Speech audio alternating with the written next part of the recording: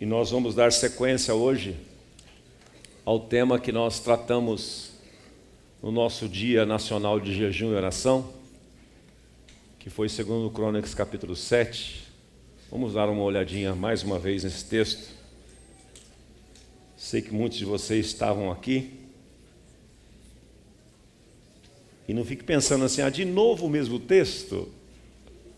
Você pode ler a Bíblia 200.000 vezes, cada vez você vai descobrir algo novo.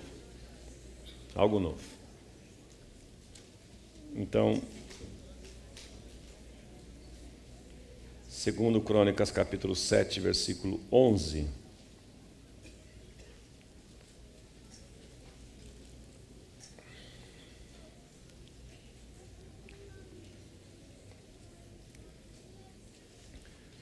A palavra de Deus diz assim, no registro das Escrituras: Assim Salomão acabou de construir o templo e o palácio real. Todos os planos para a construção do templo e do palácio deram certo. Então o Senhor Deus apareceu de noite a Salomão e disse: Eu ouvi a sua oração e escolhi este templo para ser o lugar onde serão oferecidos os sacrifícios. E aí no verso 13 Deus faz um alerta. E é em cima disso que eu queria comentar com vocês hoje. Salomão recebe esta missão. Salomão, você sabe que é filho do rei Davi. E Deus permitiu a ele este privilégio de fazer essa construção, um lugar que o nome de Deus seria celebrado. E ele construiu, como rei, governando naquela oportunidade. O Senhor aparece a ele de noite e diz a ele: Eu ouvi a sua oração e escolhi este templo para ser o lugar onde serão oferecidos os sacrifícios. E aí o Senhor faz um alerta importantíssimo que serve para todos nós hoje. Todos nós que somos o seu povo, a igreja dele nesta terra, os representantes dele nessa terra, aqueles que estão aqui para implantar o reino dele, para ser instrumento de bênção na vida de tantas pessoas, de luz e direção para tantos outros. Então no verso 13, Deus faz esta admoestação, este alerta. Quando eu fechar o céu e não deixar que chova, ou quando eu ordenar aos gafanhotos que devorem e destruam as colheitas, ou mandar uma peste atacar o povo. Quem que está falando aqui? Deus. Naquele material que o pastor Carlos Alberto distribuiu a nós, no dia 14, depois no domingo também, e foi para os nossos G100 essa semana, aquele texto, o avivamento desejado por Deus, o texto ali destaca o que eu queria botar um pouquinho de luz aqui hoje. Há situações que aconteceram na nação de Israel e que acontece entre nós no Brasil e em outros países, que são situações que Deus provoca. Deus permite. Porque algumas circunstâncias, um Deus que é amor é também justiça, ele chega num limite que ele precisa parar a gente. Se alguma coisa errada não acontecer na nossa vida, a gente continua. E às vezes tem algumas coisas que tem que acontecer muito errado. Deus alerta de uma maneira, alerta de outra. Jó capítulo 33, há um texto dizendo que Deus fala de muitas maneiras, e o homem não ouve. Ele fala em sonho, lá está tudo escrito, isso aí, Jó 33, finalzinho, 14 em diante. Ele fala por sonhos, ele fala por visões,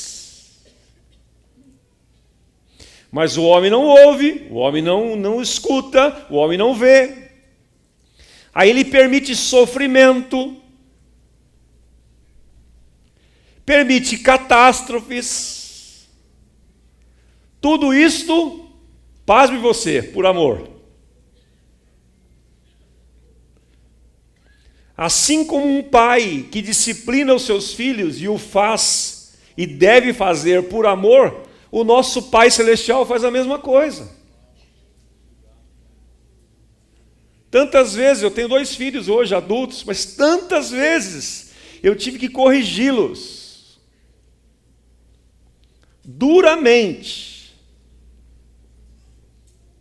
para chamar a atenção deles para a consequência daquilo que eles estavam fazendo. E na fase adulta, depois que chega na fase adulta, você não usa mais vara para corrigir os filhos, porque a vara é para as crianças. Como é que você faz? Você tem que tirar deles privilégios.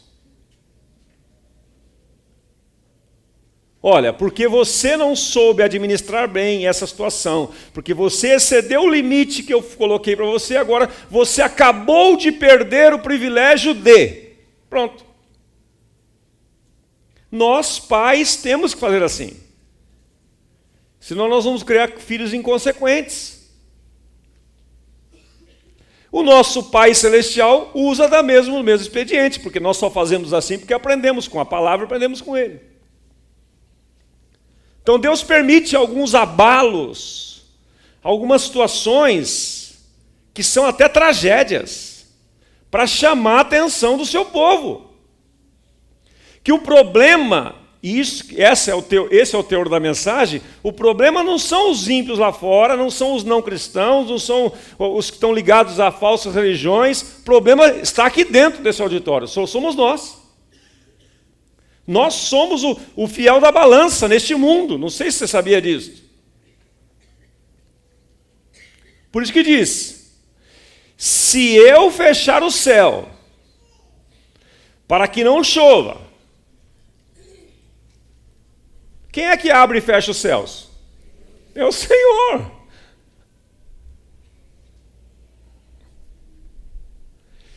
Se eu mandar, e só você ver lá o livro de Joel, você vai ver Deus mandando.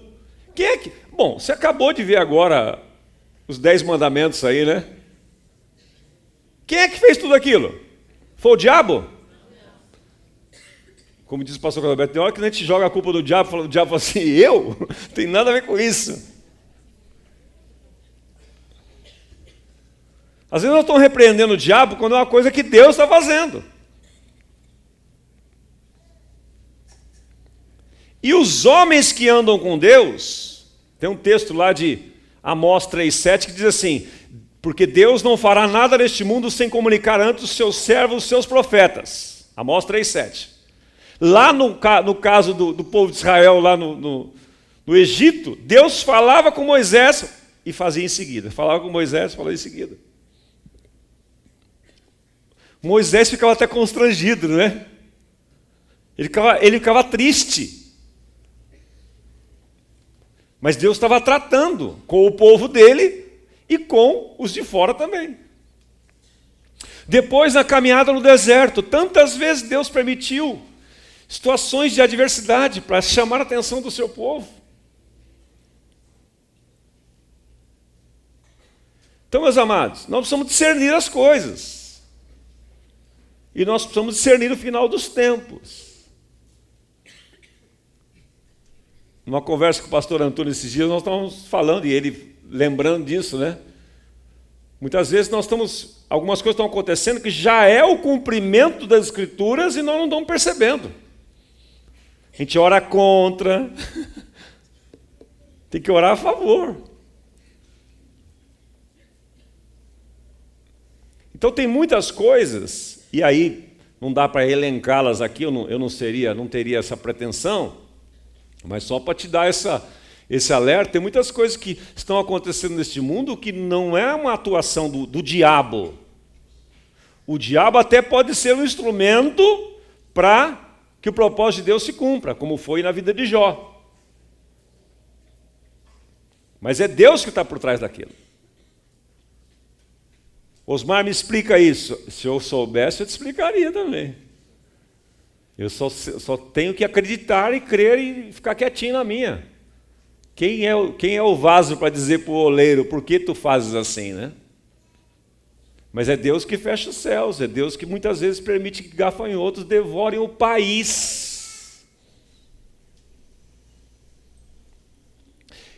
Para quê? Para chamar a atenção do seu povo. Como eu disse agora há pouco, nós somos o fiel da balança. Agora, veja o verso 14. Então, se o meu povo,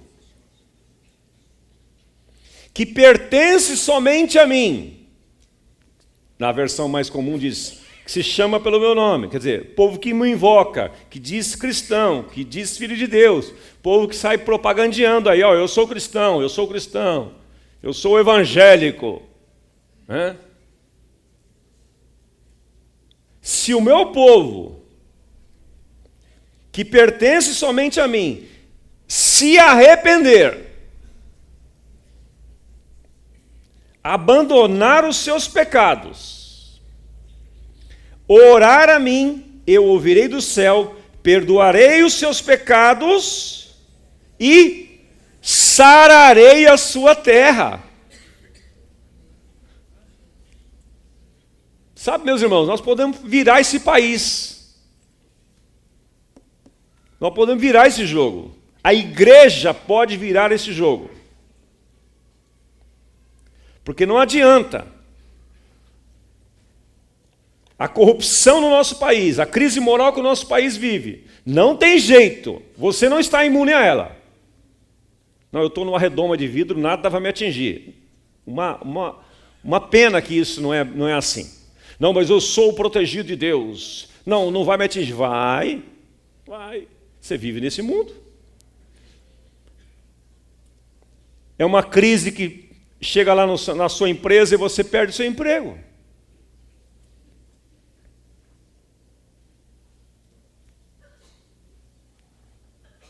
É um grande fornecedor seu, é um grande cliente seu que quebra. Você está inteiro, ele quebra e quebra você.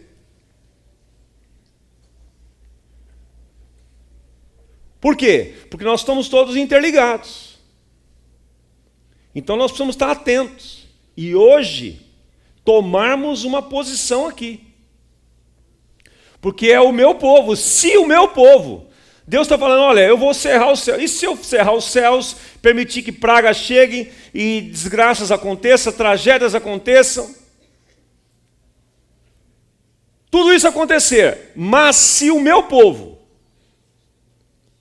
que diz temer a mim, que se chama pelo meu nome, que é propriedade exclusiva minha, se o meu povo, não é o povo de fora, não sei se estou conseguindo passar para você, isso não é para tratar com os ímpios, é o povo de dentro, é o povo da eclesia, é os que foram chamados para fora desse sistema, somos nós.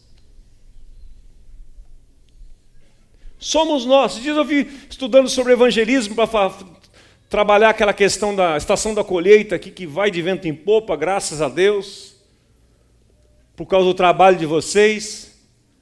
Eu achei um dado do Instituto George Barna, que diz que 5% dos cristãos, uma amostragem, 5%, apenas 5%, levaram uma pessoa a Cristo durante a sua vida. 5%. Meus irmãos,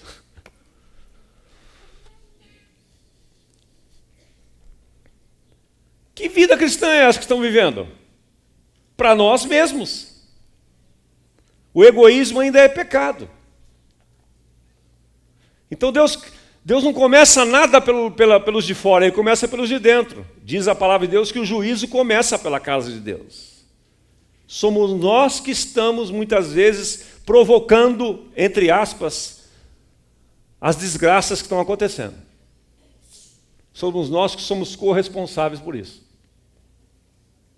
Porque se nós orarmos, primeiro nos humilharmos. O que é humilhar? É reconhecer. Reconhecer. Humilhar ao contrário de se orgulhar. Orgulhar-se é você achar que é o rei da cocada. Preta, branca, marrom, qualquer cor que seja, que mais...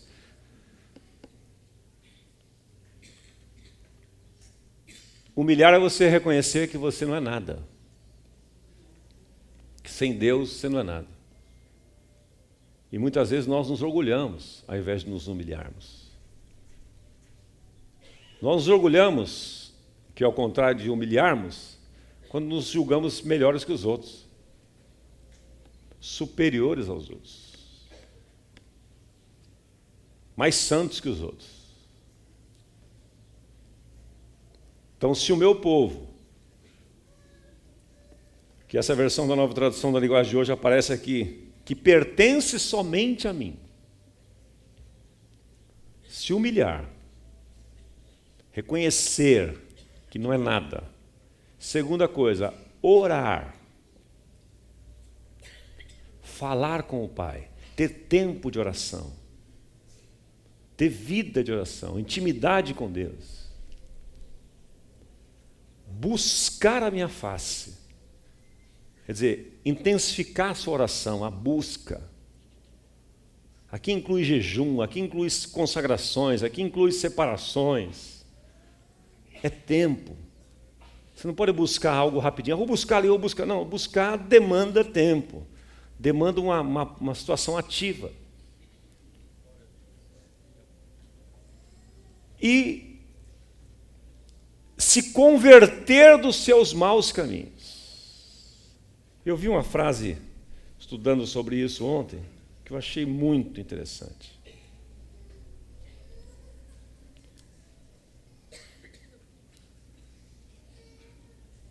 O cara escreveu uma coisa muito, muito simples, mas que trouxe para mim O Paul Holdcraft disse assim: confessar os pecados não significa a mesma coisa que abandoná-los.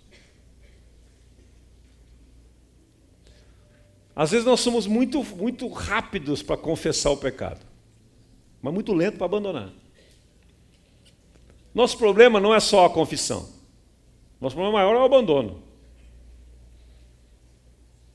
É a mudança de fato. Porque o arrependimento não é um remorso que você sente depois de uma situação errada que você cometeu. De uma bobagem que você fez, bate aquele remorso. Não, o arrependimento é muito mais que isso. É mudança de mente. É mudança de coração. Aí daí vem a palavra metanoia. É mudança de direção, é mudança de conduta, é mudança. E aí, o querido Martim Lutero dizia o seguinte: arrependimento é não fazer mais aquilo que você fez. O que é arrependimento? Você confessa e não faz mais. Senão não é arrependimento. É metade do caminho. O verdadeiro arrependimento odeia o pecado e não apenas teme a penalidade. Por que muitas vezes nós nos arrependemos? Ou confessamos? Não é porque nós estamos odiando aquele pecado, nós estamos com medo da consequência. Olha que interessante. Isso não é verdadeiro arrependimento. Nós confessamos, nós trazemos a luz, nós procuramos as pessoas, nós vamos aos nossos pais, nós vamos aos nossos líderes, nós confessamos o nosso pecado, mas não é que você está com nojo daquilo. Não é que você vai abandonar aquilo. Você está com medo da consequência. Então, para se poupar, se safar, você vai lá e confessa. Isso não é verdadeiro arrependimento. E muitas vezes eu fiz isso.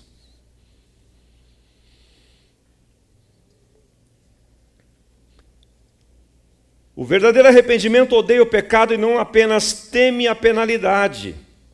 Odeia o pecado mais que tudo, porque descobriu e sentiu o amor de Deus. Dizia um teólogo chamado W.C. Taylor. Quer dizer, é o impacto do amor de Deus que leva-nos ao arrependimento genuíno. Não é o medo da consequência. Por que você não faz mais isto? Porque eu descobri um amor maior. Mas por que você não comete mais? Porque você não vem, não participa mais? Porque isso não me preenche mais. Eu descobri um amor que eu não posso mais me dar ao luxo de ceder a isto. Meus irmãos, que Deus nos leve a este nível de arrependimento e de transformação. Você entende? Não é por medo da punição, não é por medo do castigo, é por amor. Por amor. Por que se você vai andar em santidade? Porque eu amo o meu Senhor. Eu sou do meu amado, o meu amado é meu. É o amor de Cristo que nos constrange. Movidos pelo amor, eu vou andar em santidade. Movido pelo amor, eu vou andar em justiça. Movido pelo amor, eu vou perdoar os meus ofensores. Movido pelo amor, eu vou amar os meus inimigos. E muitas vezes nós estamos sendo religiosos, mas não verdadeiramente cristãos. Porque nós fazemos as coisas, muitas delas, com medo da consequência e não movido pelo amor. E não movido pelo amor. Isto é o verdadeiro arrependimento. E quando isto acontece, meus amados, olha o que diz o texto ali. Eu me afasto dos maus caminhos. Se o meu povo, que se chama pelo meu nome, se humilhar, orar, buscar a minha face e se converter, se afastar dos seus maus caminhos. Olha a consequência para todos. Perdoarei o seu pecado e curarei a sua terra. O Brasil vai ser beneficiado pela nossa postura hoje aqui. São Paulo vai ser beneficiado pela sua postura hoje aqui. A maioria de nós aqui hoje é um público adulto, somos pais. Nossos filhos serão beneficiados pela nossa decisão aqui hoje. As nossas gerações serão beneficiadas pela nossa postura, pela nossa decisão. Se nós nos humilharmos, orarmos a Deus, buscarmos a sua face e abandonar tudo aquilo que é mal, tudo aquilo que agride a santidade de Deus. E isto, muitas vezes, são coisas pequenas. São coisas pequenas. Eu vou citar duas para você. Veja o que diz Provérbios capítulo 10. Versículo 19. Eu não vou nem entrar nos pecados mais grosseiros, que aí não precisa. Você já sabe de cor.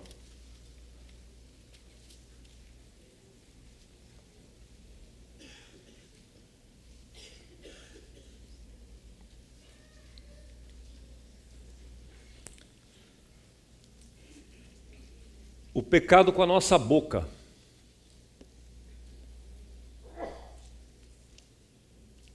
a conversa vã. Está lá no material do pastor Carlos Alberto.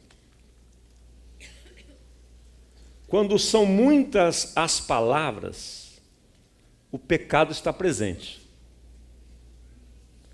Mas quem controla a sua língua é sensato.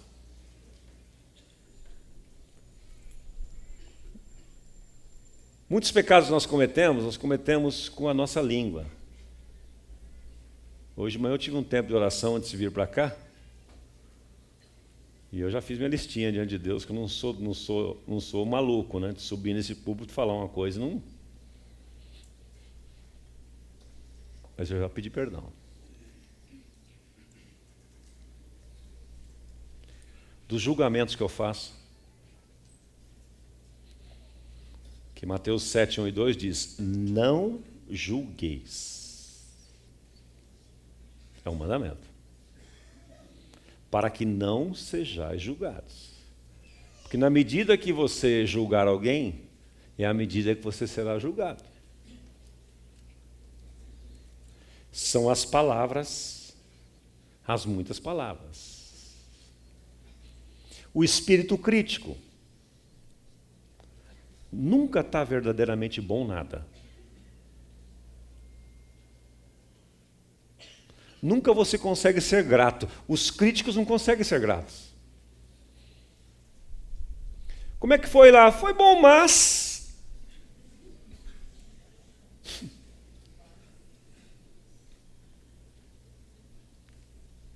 Quanto você conhece tem um espírito crítico aqui? Ah, vocês são também? Não estou sozinho, achei que eu estava sozinho. Fiquei mais confortável agora, sabendo que vou me arrepender junto com você aqui.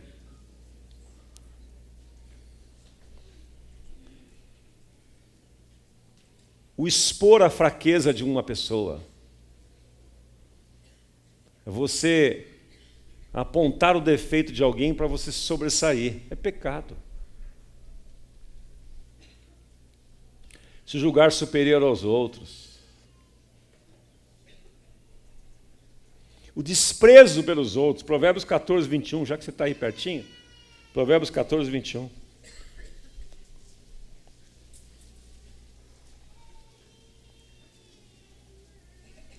Quem despreza o próximo comete pecado.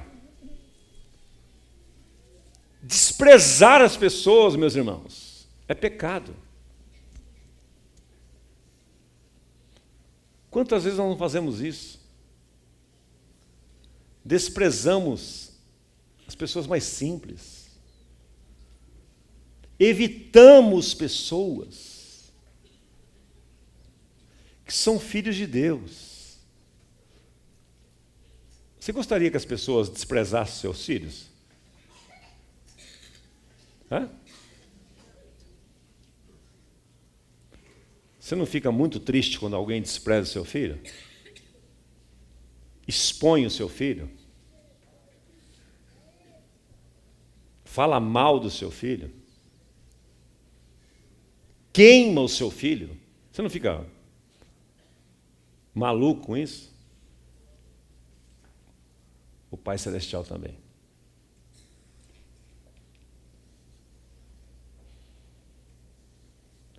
Estou lembrando de uma história que eu li certa vez.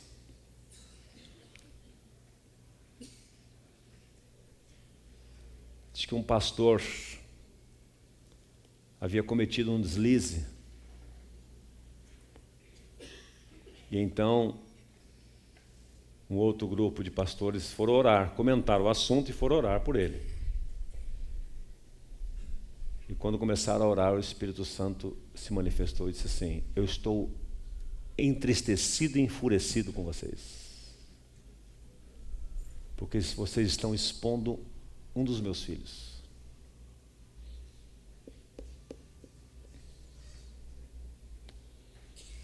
Então nós fazemos isto.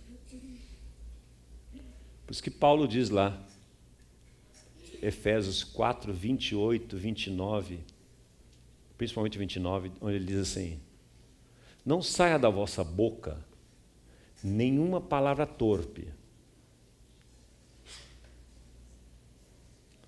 Nós fizemos nossos filhos decorar isto. Nós, pais, fizemos nosso filho decorar. Só que da nossa boca saem muitas vezes palavras torpes pior. Porque palavra torpe não é palavrão apenas. Porque a continuação do versículo diz: não saia da vossa boca nenhuma palavra torpe, mas somente aquela que for boa para promover a edificação e trazer graça para aqueles que ouvem. E a continuação, o verso 30 diz: e não entristeçais o Espírito Santo.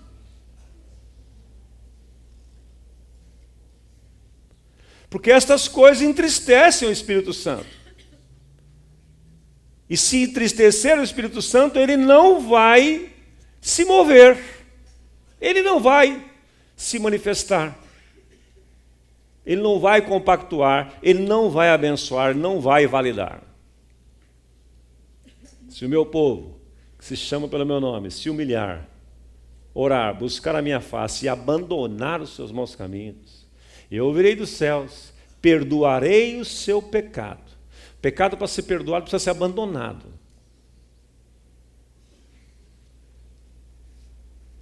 Osmar, mas todos os pecados foram perdoados em Cristo. Foram, sim.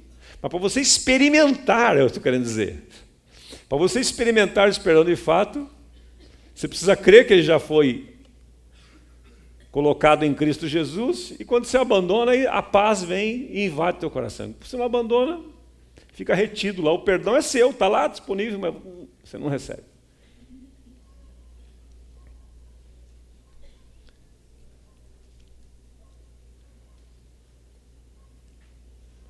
Quem despreza, 14:21, né? Quem despreza o próximo comete pecado. Mas como é feliz quem trata com bondade os necessitados.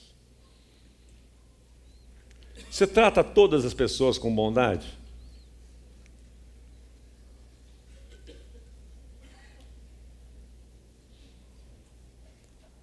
Você trata os mendigos dessa rua que vem no farol para tentar limpar o seu carro, para ganhar uma moedinha, você trata eles com bondade? Ou você os despreza, fecha o vidro e disfarça?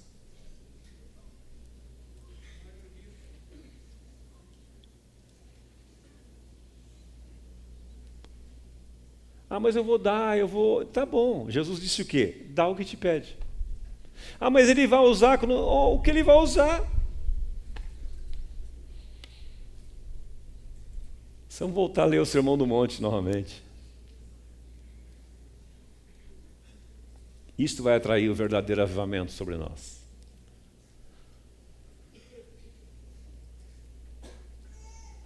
Porque quando nós fazemos isso, meus amados,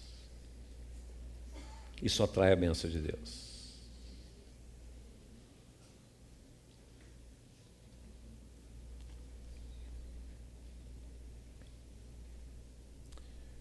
Eu queria só fazer um comentário com você. Houve uma época, no ano de 1904, num paísinho desse tamanho, Deus levantou um jovem, chamado Ivan Roberts, lá no país de Gales. Este jovem consagrou a sua vida a Cristo dessa maneira. Ele tinha uma pregação que ele repetia ela em todo o tempo.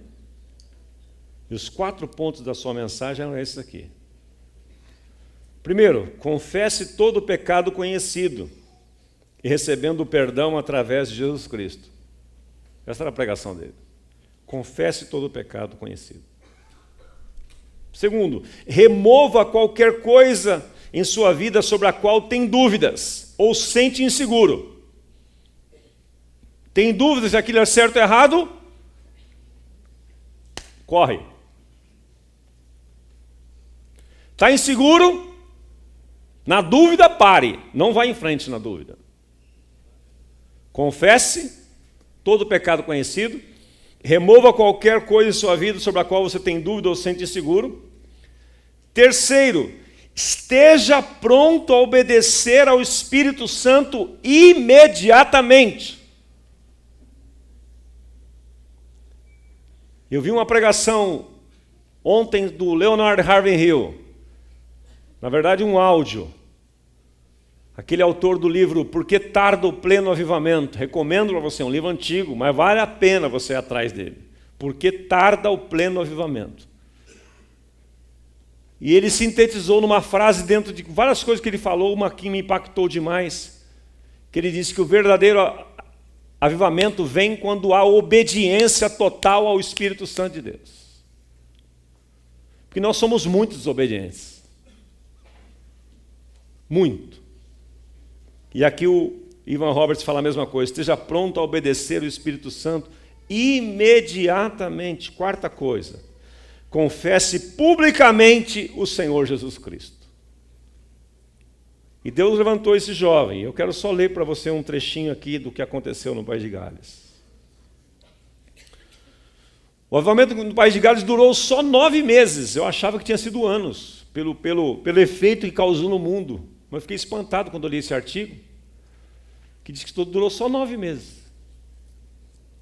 Durante o avivamento, os cultos continuavam quase sem parar. Contínuo. E a presença de Deus foi manifestada de uma forma especial. Grandes congregações e até milhares de pessoas foram movidas pelo Espírito a cair aos pés do Senhor simultaneamente para adorar em uníssono. Havia uma adoração profunda, um clima maravilhoso. Às vezes a glória do Senhor brilhava nos púlpitos como uma luz tão forte que os evangelistas ou pastores fugiam dela para não serem completamente arrebatados. Não era o ungidão, você vai ver que isso, não era a personalidade de alguém, era o Espírito Santo comandando. Aliás, o avivamento é assim. De outra forma, é animamento. Um jornalista de Londres que assistiu às reuniões ficou tão surpreso ao ver como os cultos prosseguiam quase sem liderança ou orientação humana. Hinos, leituras da palavra, orações, testemunho dos convertidos, breves exortações por várias pessoas sucediam-se e o Espírito Santo os guiava. Os grandes hinos da igreja eram cantados durante 3/4 da reunião. A ordem reinava, não era bagunça.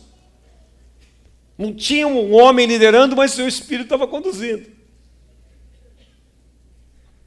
Embora 1.000, 2.000 pessoas estivessem presentes, se alguém se demorava muito na exortação, outra pessoa começava um hino. Ivan Roberts insistia continuamente: obedeçam ao Espírito. Era essa a fala dele. E o Espírito mantinha a reunião pacífica e ordeira. Os efeitos do avivamento estenderam-se muito além dos cultos de reuniões de oração. Os bares e cinemas fecharam. As livrarias evangélicas venderam todos os seus estoques de Bíblias. O avivamento tornou-se manchete nos principais jornais do país. A presença de Deus parecia ser inevitável, invadindo não somente as igrejas e reuniões de oração, mas se manifestando também nas ruas, nos trens, nos lares, nos bares, a presença de Deus de uma forma especial. O avivamento no País de Gales durou apenas 9 meses, porém nesse tempo marcou o mundo. Os frutos, os resultados do avivamento foram excelentes. Uma pesquisa feita, olha que interessante isso, 6 anos depois do avivamento, descobriu que 80% dos convertidos continuavam sendo membros das mesmas igrejas onde tiveram a experiência com Deus. 80%. Conversões genuínas. Hoje nós fazemos um esforço enorme para manter as pessoas na igreja. E precisamos fazer mesmo. Fizeram conosco, né? Alguém se empenhou para que você continuasse nos caminhos do Senhor. Alguém pagou um preço por você. Porém, isso não significa que os outros 20% tiveram se desviado, porque muitos se mudaram para missões independentes ou outras denominações. Quer dizer, quem tinha uma experiência com Deus naquele mover, permanecia. Meus amados, tudo isso Gastei mais de meia hora para dizer para você, a chave está na sua mão. A chave está na minha mão. Vamos ficar em pé?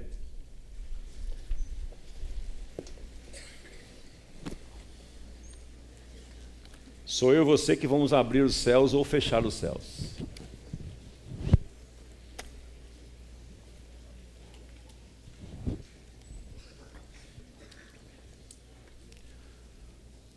Santo Espírito, és bem-vindo aqui.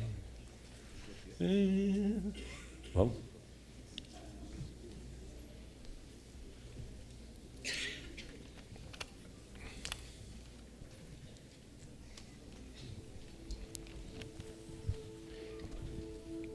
E daqui a pouco nós vamos levantar um clamor para o Valadares. E eu vou trazer uma notícia para vocês de lá. E um desafio específico. Mas antes vamos falar com quem resolve. E vamos pegar a chave que está na nossa mão e vamos tomar uma decisão hoje. Vamos cantar essa canção que é uma declaração, é um convite ao Espírito Santo de Deus. Santo Espírito, és bem-vindo aqui. E vamos... Fica só as mãos livres, vamos soltar um pouquinho na presença de Deus. Na adoração. Vamos ver o que Deus tem para fazer aqui ainda hoje.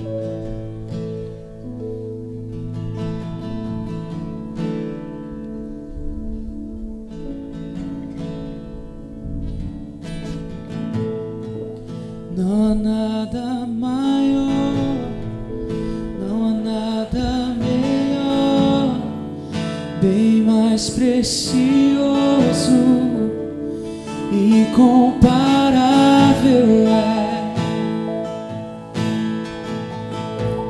tua presença, Senhor.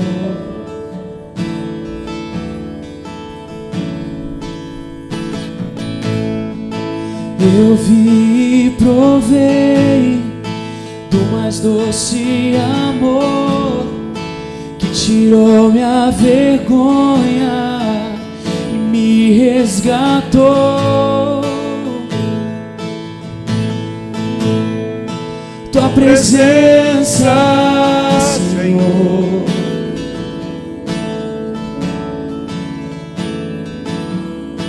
Santo Espírito, és bem-vindo aqui. Desejo ver teu reino arder em mim. Ansiamos por tua glória, ó Senhor, ser tomado por tua presença, Senhor. Santo Espírito, és bem-vindo aqui. Desejo ver teu reino arder em mim.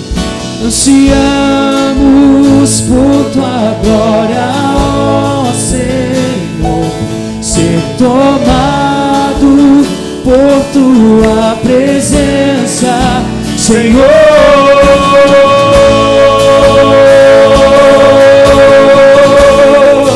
Tua presença, Senhor. Tua presença, Senhor. Tua presença, Senhor. Tua presença, tua presença. No início não há nada maior. Não há nada maior, não há nada melhor, bem mais precioso, incomparável é tua presença, Senhor.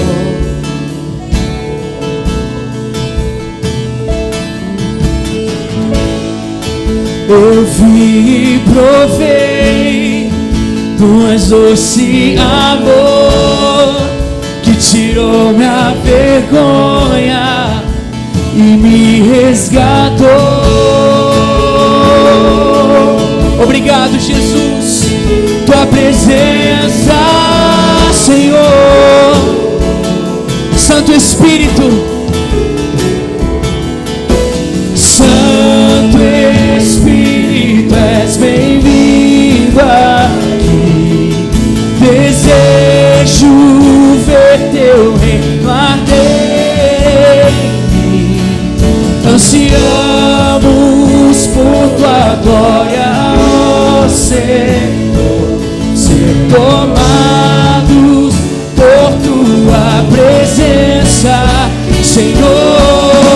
Santo Espírito, és bem-vindo aqui. Desejo ver teu reino arder. Ansiamos por tua glória, Senhor, ser tomado por tua presença, Senhor. Santo Espírito, és bem-vindo aqui. Desejo ver teu reino arder. Ansiamos por tua glória, ó Senhor, ser tomado por tua presença, Senhor.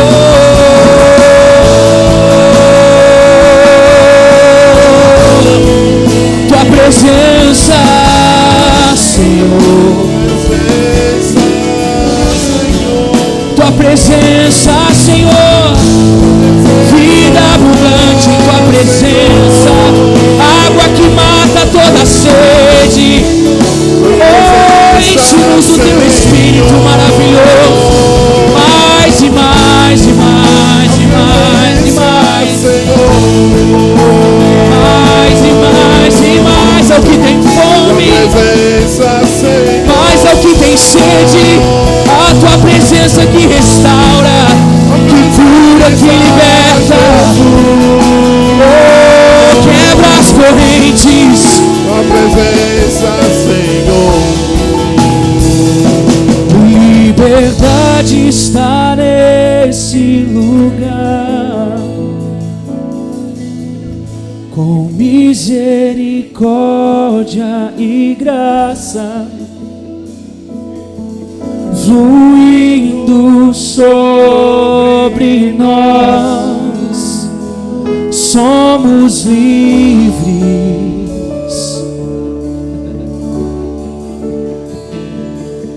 Jesus reina nesse lugar,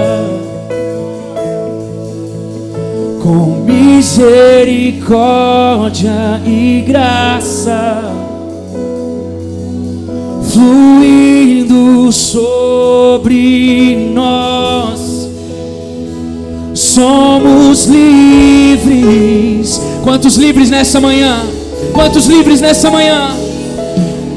Liberdade está nesse lugar,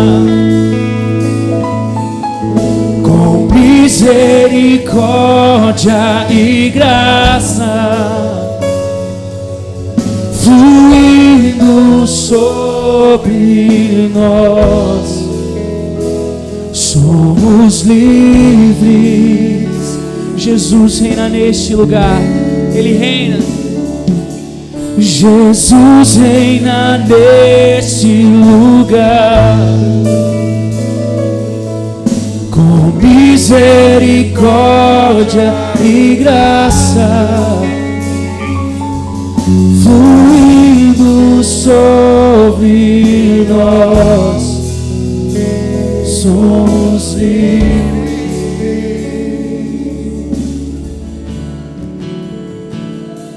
Feche seus olhos.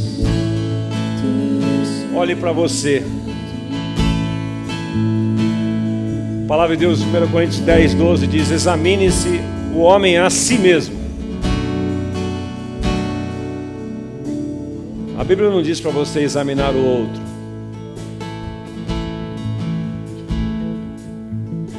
Olhe para dentro de você.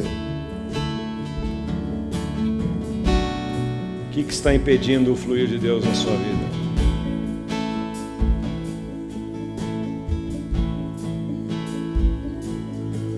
Que pecados você precisa confessar e abandonar?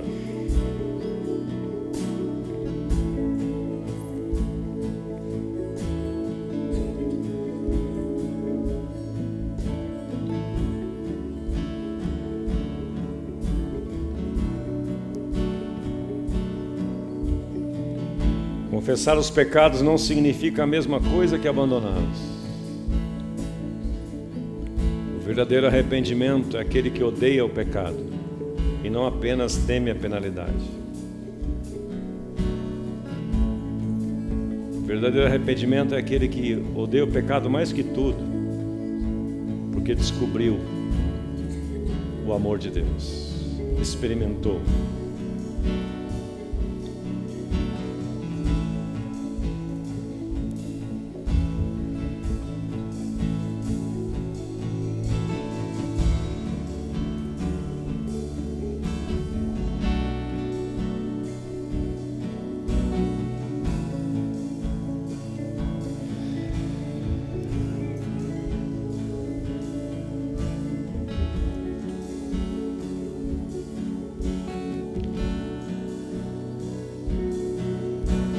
Não digam palavras que fazem mal aos outros, mas usem palavras boas, que ajudam os outros a crescer na fé e a conseguir o que necessitam, para que as coisas que vocês dizem façam bem aos outros. E não façam que o Espírito Santo de Deus fique triste, pois o Espírito é a marca da propriedade de Deus colocada em vocês, a qual é a garantia de que chegará o dia em que Deus os libertará. Abandonem toda a amargura, abandonem todo o ódio, abandonem toda a raiva. Nada de gritarias, insultos e maldades. Pelo contrário, sejam bons e atenciosos uns para com os outros. E perdoem uns aos outros, assim como Deus, por meio de Cristo, perdoou vocês.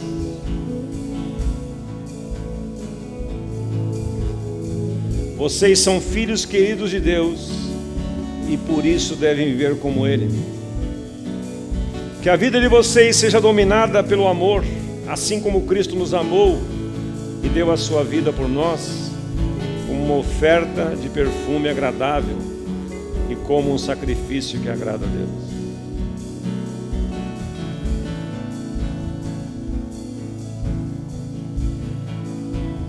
Sabe, meus irmãos, eu queria fazer uma primeira oração aqui, depois de você ter feito essa por você mesmo. Estudando esses dias um tema que tem me chamado a atenção, né? Nesses dias que a gente se prepara para o nosso Vida Vitoriosa, que vai acontecer lá no Vale da Graça este final de semana próximo. Essa semana nós vamos estar jejuando e orando por todos aqueles irmãos que vão ali para que recebam essa libertação. Sabe, eu estou cansado de ver gente entrar e sair aqui nessa igreja. Eu sei que você também está. Na sua célula. O cara vem, gosta, fica encantado, depois some. Né, Marcão? Some do nada. Aí ele acha um defeitinho aqui, um defeitinho ali, um defeitinho lá. Defeito nós temos de monte. Mas sabe o que falta? Conversão genuína.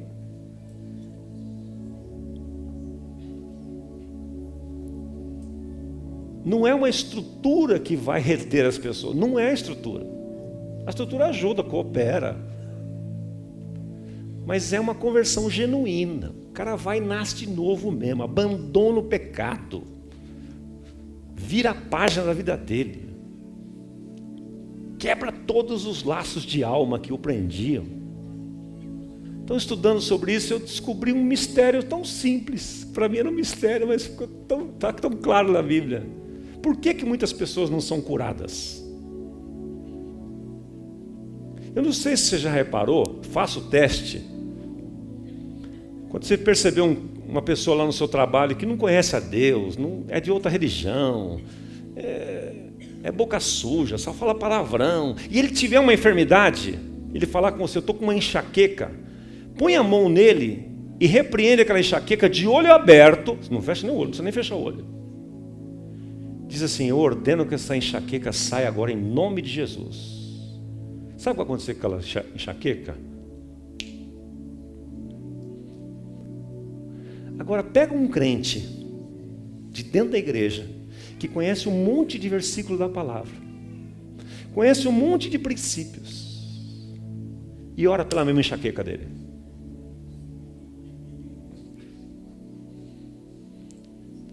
Dá até uma melhoradinha. Aí você fala, pô, eu estou sem poder na minha vida mesmo, eu tô mal. O problema não é que você está sem poder, não. O problema é que ele está amarrado a pecados. Porque só uma distinção, o ímpio lá de fora não sabe de nada. Deus, para chamar a atenção dele, o amor dele, cura o cara na hora. Os de dentro, Deus fala, espera um pouquinho. E essa amargura que você tem no coração? Se esta doença é por conta de uma amargura, então nós temos que atacar onde? A amargura. Se essa enfermidade, é o que está escrito aqui, ó, abandone toda a amargura, e esse ódio que você tem no coração?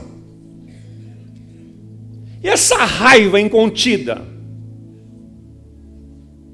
E este perfeccionismo, esse espírito crítico, é ele que está adoecendo você.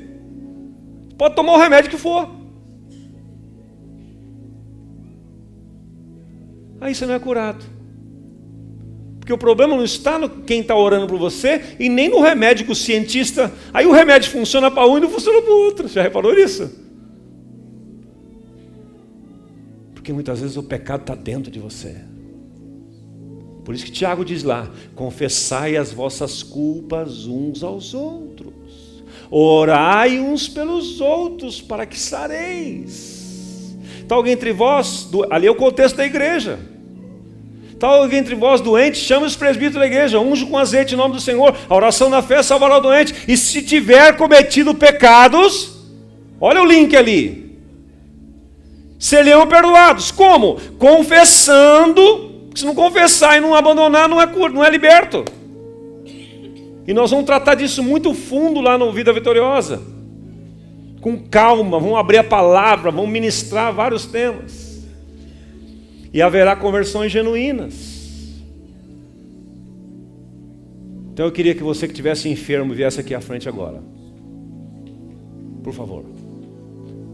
Tem uma pessoa aqui no nosso auditório, César, que está passando por um tratamento oncológico. Já fez 3 sessões de quimioterapia e vai pegar o resultado da tomografia agora. Cadê ele, o César?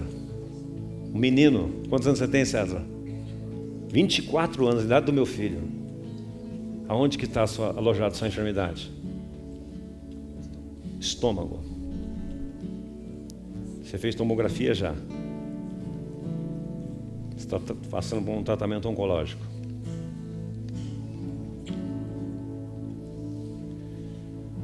Se tiver alguma coisa impedindo a cura, nós vamos orar à toa por você e por todos vocês. Vocês precisam se examinar agora. Se tiver alguma coisa dentro de você, alguma amargura, algum ressentimento, você precisa perdoar o seu ofensor. Isso serve para todos. E se você fizer isso, está escrito que a oração da fé salvará o doente. Aí, César, tem muito crente aqui, sabe? Então eu tenho que falar para você, mas tenho que falar para outros também que estão aqui ouvindo. Está todo mundo ouvindo, nós estamos numa sala com muita gente. Aí tem algum pensando assim, mas por que não curou o outro? Problemas administrativos não são comigo. Eu sou propagandista. Problemas administrativos é lá no trono. Eu não estou, minha fé está abalada porque eu orei tanto para uma pessoa e Deus não a curou. Depende para onde você quer olhar. Eu já orei para tantas pessoas e Deus as curou. E estou para dizer, do que eu já vivo aqui nessa comunidade há 31 anos, com Antunes, Aldemar, pastor Carlos Alberto ministrando aqui, eu já vi muito mais gente sendo curada do que não. Eu já vi muito mais a coisa positiva acontecendo do que não. Mas a chave está na sua mão também. Queria que você fechasse seus olhos e examinasse seu coração. Só então nós vamos orar por você. Se fosse lá na rua, nós saíamos pôr na mão e curando na hora. Mas aqui não dá para fazer assim, porque Deus não vai respaldar. Se tiver alguma amargura no seu coração, algum ressentimento, Espírito Santo, traz à mente agora. Traz à mente agora, Espírito Santo, para que haja cura verdadeira. E usa de misericórdia com os teus filhos, Pai, com o teu povo. Nós vamos ungí-los com o óleo, Senhor, conforme diz a tua palavra. Nós estamos num ambiente onde os presbíteros estão aqui, Senhor. E a oração da fé vai salvar o doente. Se houver algum deles cometido pecado, serão perdoados. Se houver algum deles que estão amargurados com ódio, ira, raiva, maldade no coração, Senhor, que seja agora convencido do pecado, para que ao orarmos por eles, o teu Espírito Santo possa atuar e eles serem completamente curados. Em nome do Senhor Jesus. E nós vamos começar a ungir você. Para facilitar esta unção, por favor, olha, vire-se para a igreja, por favor, vire ao contrário agora, vire ao contrário. Encostem aqui, facilita demais. Faz uma fila só para os irmãos poderem passar. Pode esticar lá para o corredor, não tem problema, nós vamos até lá. Diáconos, pastores, pastoras, todos aqui nós vamos orar por você agora, impor as mãos. Não faça fila dupla não, que fica mais difícil de tocar você. Em nome de Jesus. Enquanto o Guga vai cantando essa música maravilhosa, os nossos irmãos vão orar agora confirmando, vão ordenar que esta enfermidade desapareça e o Espírito Santo toque o seu coração agora. Em nome de Jesus, você vai dar ordem a esta enfermidade e ela vai desaparecer. Porque se houver cometido pecados, já foram perdoados. Receba a cura. Receba a cura no seu organismo. Queima, Senhor, toda a enfermidade. Todo o mal. Seja estancado pela raiz agora, Senhor. Ordenamos a este câncer. Ordenamos a estes nódulos. Seque-se agora. Desapareça deste organismo. Em nome de Jesus. Venha sobre o César cura e saúde. Venha sobre os teus filhos e filhas que aqui estão. Saúde e cura, saúde e cura, saúde e cura. Saúde e cura, saúde e cura. Ordenamos. Receba a saúde, receba a cura. Receba a saúde, receba a cura. Seu organismo, receba a saúde. Receba, receba, ordenamos cura, ordenamos saúde sobre o seu corpo, em nome de Jesus. Tua presença está neste lugar, Senhor.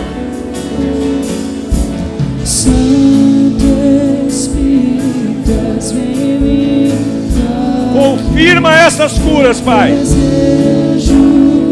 Confirma, Pai, com a imposição das mãos. Com a imposição das mãos, receba a saúde. Receba a saúde. Oh, fortalecimento nessas pernas.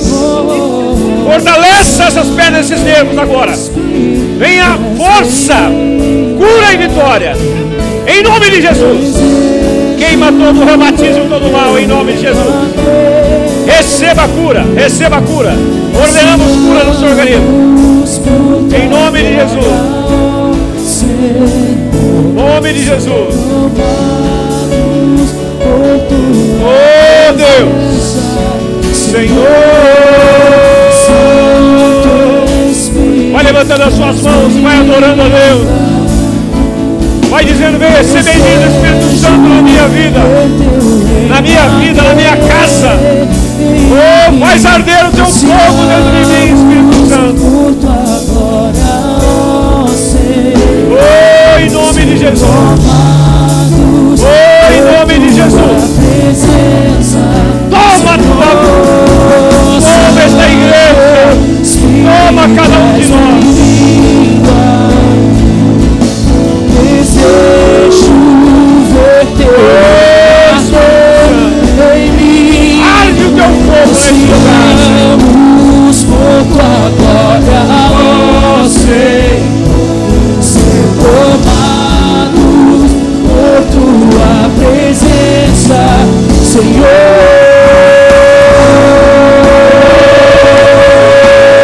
Receba o Espírito Santo. Receba o batismo do Espírito Santo. Receba o batismo. Batismo de fogo.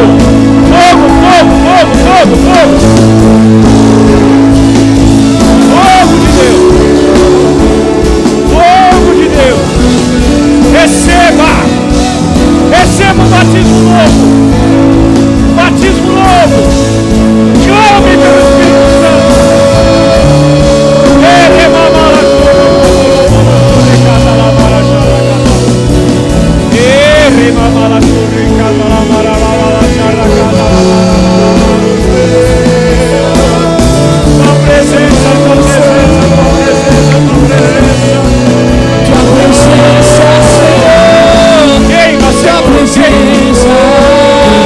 Purifica, meu Deus. Purifica a tua igreja. Purifica, Senhor, a tua igreja.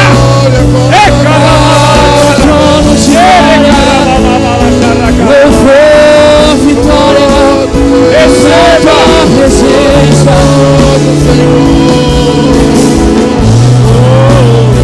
Toma tua presença. Receba, receba, receba. Eu amo estar em tua presença. Povo santo, povo santo, Fogo de Deus, fogo de Deus, fogo do céu, nesse lugar, Jesus, fogo da glória, purificando, libertando nosso coração. Fogo do céu, fogo da glória. Receba, receba o Espírito Santo. Vem com teu fogo, vem com teu fogo, ó Deus, vem com teu fogo.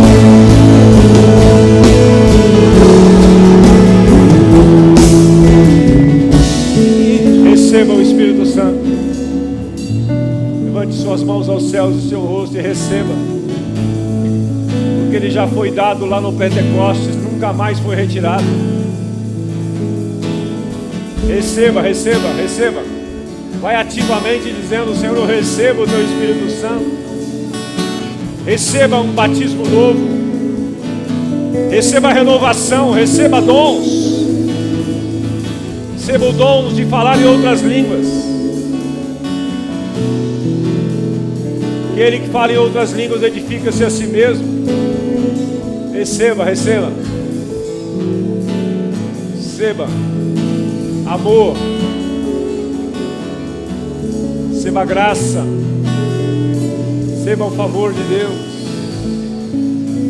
Receba doçura na sua alma.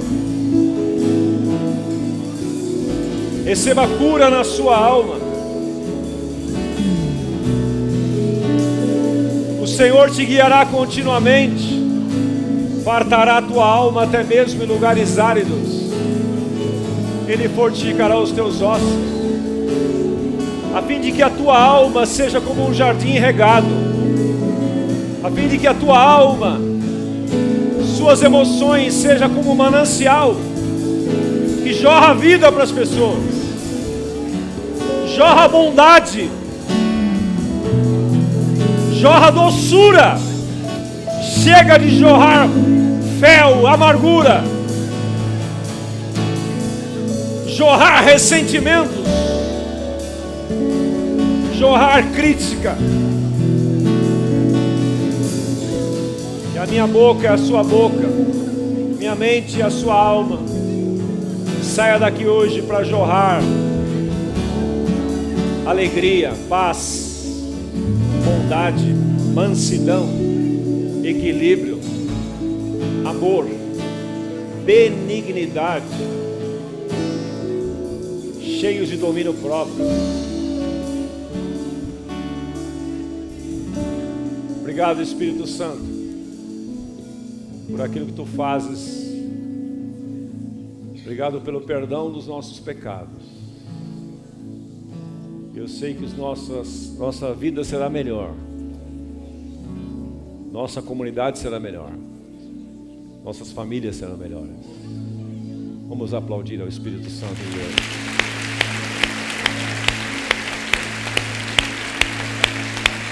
Pode voltar para o seu lugar, aplaudindo a Deus, tomando posse da sua cura. Toma posse. Toma posse, não deixe de confessá-la não.